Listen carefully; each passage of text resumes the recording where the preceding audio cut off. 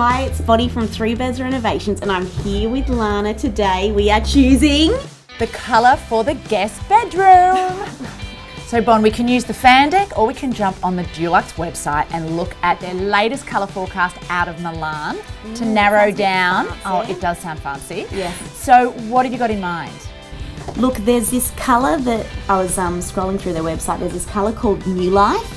And that's kind of the feel that I'm going for. It's a really, beautiful kind of dirty green. It's got some softness to it. So New Life is where I'm kind of starting from with the colour forecast. Yeah.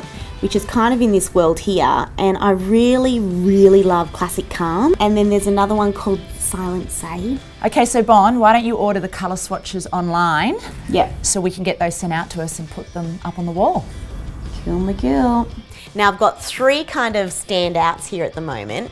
We've got New Life, this one here, which is that little bit lighter. We've got Classic Calm and we've got Silent Sage.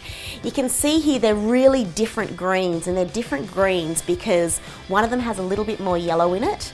This one's got a little bit more blue in it, probably a tiny little bit more yellow in this and a lot lighter.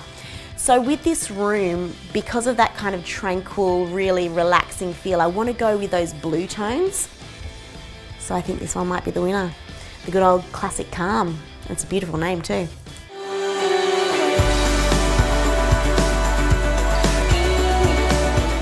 Now, a lot of people generally do a feature colour in a bedroom, and that's great and that's fine, but what we've done here is done all four walls in the same colour.